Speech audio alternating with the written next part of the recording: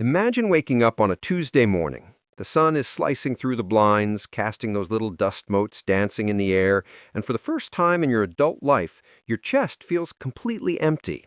Not empty like hollow or sad, but empty of that heavy, crushing weight that usually sits right on top of your sternum. You know the weight I'm talking about. It's the invisible anvil of how am I going to pay for that? Or what if the car breaks down?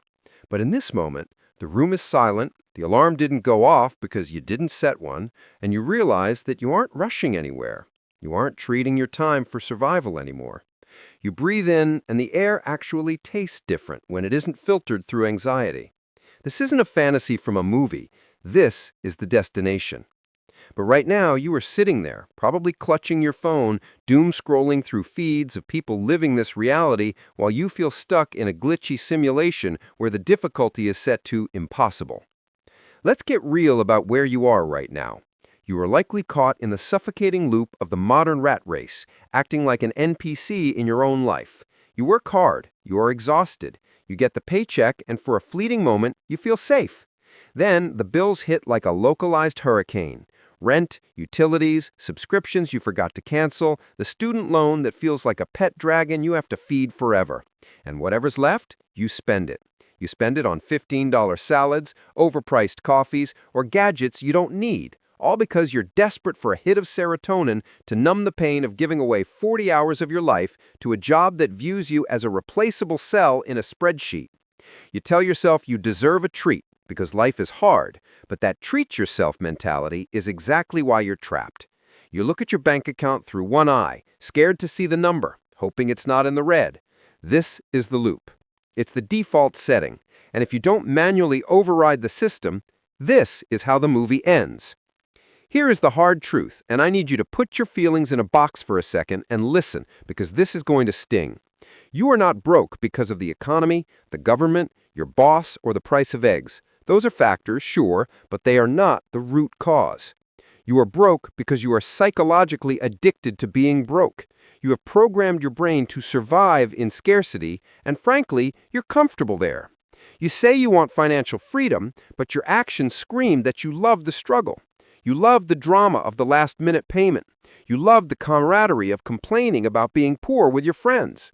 If I gave you $1 million right now, statistically, you would be broke again in 3 years because your internal thermostat is set to survival, not abundance. You're playing a game of Monopoly, but you're trying to run around the board just collecting $200 while everyone else is buying hotels. You are playing not to lose, rather than playing to win. And that is why you are losing. Let's break this down with some science so you understand that I'm not just roasting you, I'm diagnosing the glitch in your hardware. Your brain runs on chemical loops. When you buy something new, a pair of sneakers, a video game, a dinner out, your brain releases dopamine.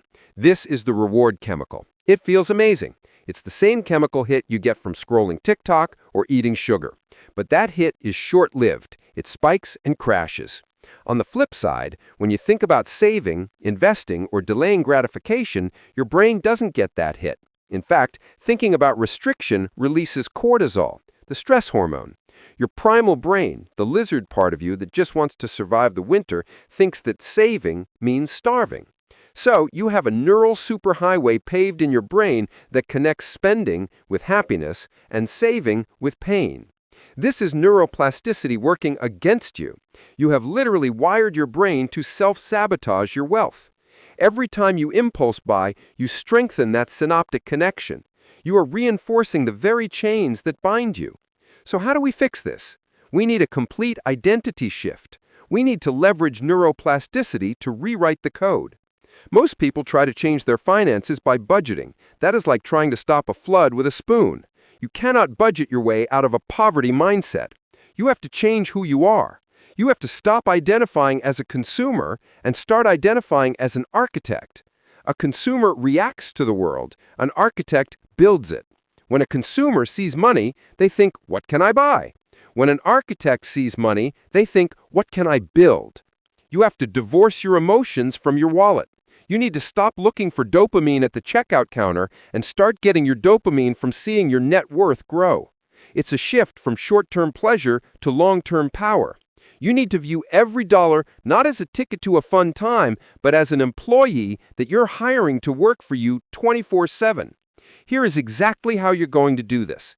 We are going to execute a system override in 3 phases. The first phase is the dopamine detox of spending. For the next 30 days, you are going to initiate a pause protocol.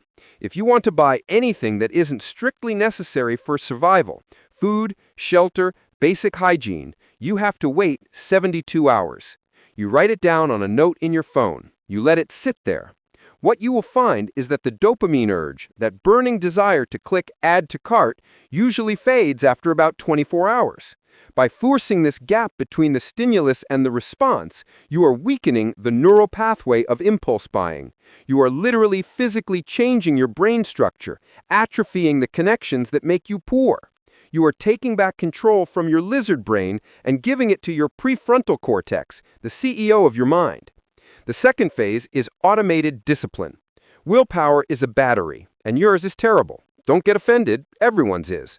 By the end of the day, after making thousands of decisions, your willpower is 0, which is why you order takeout instead of cooking. So, we remove willpower from the equation. You are going to set up an automatic transfer. The moment your paycheck hits your account, a percentage, even if it is just 5% or 10%, immediately gets transferred to a separate investment or savings account that you can't easily touch.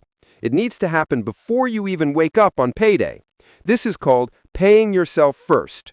You treat your future freedom as the most important bill you have, more important than Netflix, more important than the landlord. By hiding this money from yourself, you force your brain to adapt to living on the remainder. Humans are incredibly adaptable creatures. If you have less available, you will figure it out. You won't starve, you'll just get creative. The third phase is the skill stack. You need to stop trading time for money, because time is finite, but value is infinite. You can't work 25 hours a day, but you can become twice as valuable in the hour you do work. Instead of spending your evenings binging another series that you won't remember in a month, you are going to invest that time into learning a high-value skill. This could be coding, sales, copywriting, video editing, or AI management. You need to become undeniably good at something that the market pays for. This isn't about hustle culture, it's about leverage. When you increase your skill set, you increase your marketplace value. You stop asking for raises and start demanding them, or better yet, you create your own income streams. You need to become a learning machine. Your brain's neuroplasticity is waiting for input. Feed it complexity, feed it challenges, and it will rewire itself to handle higher levels of success. Now, I want you to close your eyes for a second. Seriously, do it. I want you to visualize your future self. It's 5 years from now. You are walking into a car dealership, or maybe a real estate office, or maybe just a travel agency. You are wearing clothes that fit perfectly. You look rested. Your skin is glowing because your cortisol levels are non-existent. You look at the price tag of what you want, and you don't feel that tightening in your chest. You don't do mental gymnastics to see if you can afford it. You just know. You pull out your card, and your hand isn't shaking. But more importantly, imagine the random Tuesday again.